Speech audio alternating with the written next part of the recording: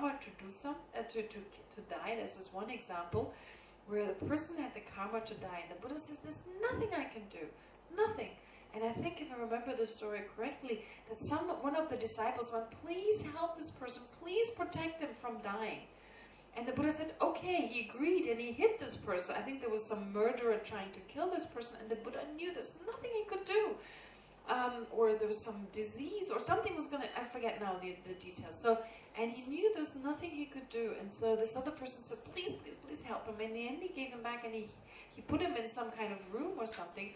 And then when they opened the door, he was dead. So this is just an example where, like, sometimes there's just nothing we can do. So we need to always help at all times, because if someone has the karma to be helped, well, then they'll be helped. So I remember a story of Kirtitsenja Rinpoche. Some years ago, there was a friend of my mom's, and she had cancer, very terrible cancer. So it spread all over, it had spread to her liver, and she was desperate, she didn't want to die. So she asked my mom for me to ask Kirtitsenja Rinpoche, who was also here in Israel actually, 2006. So Kirtitsenja Rinpoche did some observation, or I don't know whether he told me without doing this observation. Anyway, he told me, he said, no, she's all right, she's going to be fine. You know, there's something that can be done. So he basically understood she has the karma. There's another karma that when that is activated, she can be cured. So he said, you do these pujas and these prayers that are dedicated towards her. She pays for them, so she gives something from her side, and then there's like an exchange in that way. It doesn't matter the amount, it's just that she gives something. The monastery, certain monks, they make prayers. And yeah, all this was done. I remember she was very confident. She said, she's going to be fine, she's going to be all right. I said, can I say that to her? She said, yes, she's going to be fine. And he doesn't say that unless he's certain. And anyway, I told her, kind of hesitantly, I said, well, watch what happens, but Rinpoche said so, you know, I don't want to disappoint her. I wasn't 100% sure. And then, a week later, she went to the doctor, everything cleared. They were like, we must have made a mistake, there's nothing there. You know, they couldn't explain it, they didn't try to, so she was better. A few years later, 3-4 years later, again, the cancer reappeared. Again, I went to see Rinpoche. I said, Rinpoche, the cancer is back. Rinpoche, again, you know, I thought about it, made an observation, that this time there's nothing I can do. So he said, do these pujas. There are certain pujas that will help her, you know, to deal with it. And she passed away. So she had a karma to get sick, to have, you know, that disease. There was another karma that cured, but only for that long. I mean, let's face it, eventually we're all going to die, right? So of course, unfortunately, it was not the average time. And she was very elderly, but, you know, if she hadn't had the cancer, she probably would have lived longer. But sometimes there's something we can do, so we can only find out if we try and help. But then, if we try and help, and we try, then this doesn't, well, in that case, as many pujas as we wanted, not even the Buddha could have helped her. So then to accept that, you know, karma is stronger than a Buddha. Karma is very strong. It's a law of nature, right? And it's very difficult to go against that, right? And then to just accept, okay? I have to accept it. It's hard. I know what you feel. I also feel very frustrated. I wish I could do something. But, you know, if you live in Dharamsala and power cuts and water shortage, and you learn to become a little bit more like, well, okay, another 6 hours without light, okay. It helps a little bit. Okay. All right. We're a little bit over time, and I know you have to get up early tomorrow, so I don't want to continue too long. Is that all right? No more urgent question. Maybe you have a little bit of time tomorrow. But let's dedicate. And this time I would like you to take the visualization that is still there.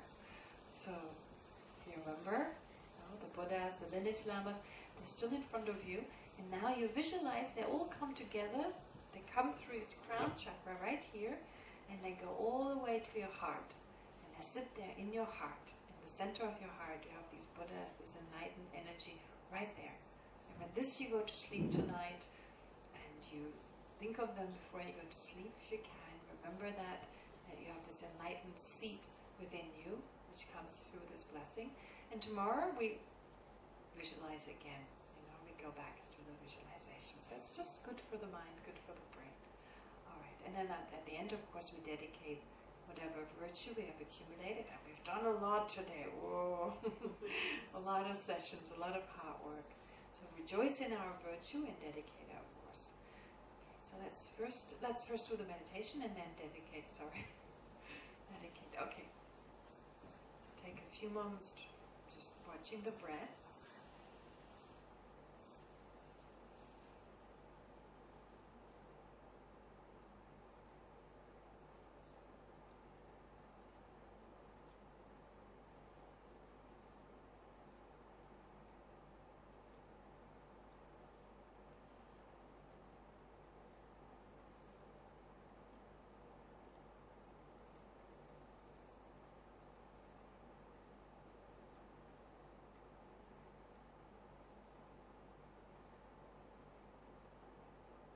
So now visualize that the Buddha in front of you and all the lineage lamas, including your personal teacher, your main teacher and other teachers, you visualize that they all dissolve into the Buddha. All these teachers dissolve into the Buddha.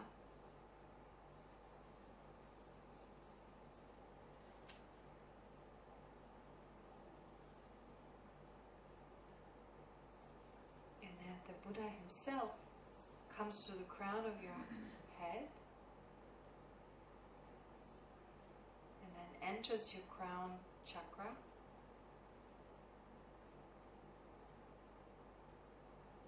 through the energy channel that goes from your chakra to your heart, the center of your chest.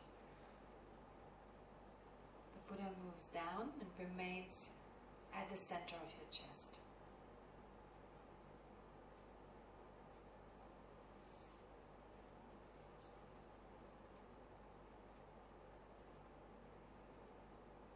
Feel this enlightened energy at your heart. And not the organ heart, but the center of your chest.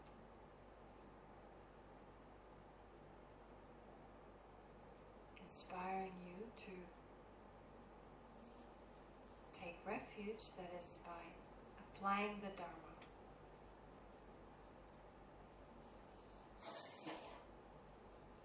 Integrating it into your life.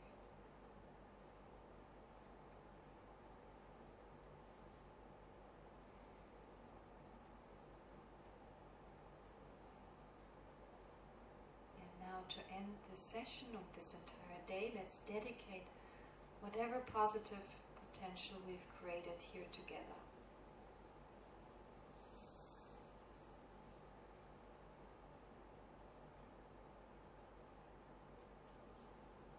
May this become the cause for us to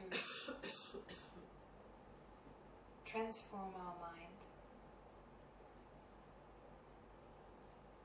to recognize our afflictions,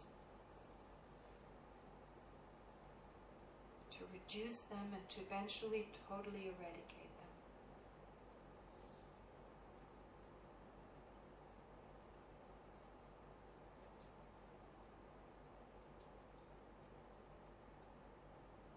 In that place to be able to generate great love and compassion for all sentient beings.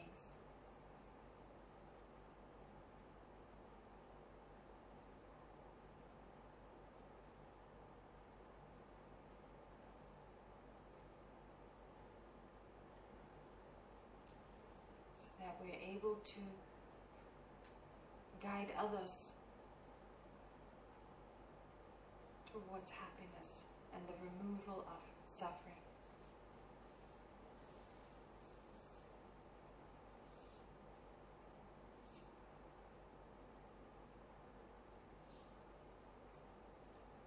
So really feel this from the depth of your heart.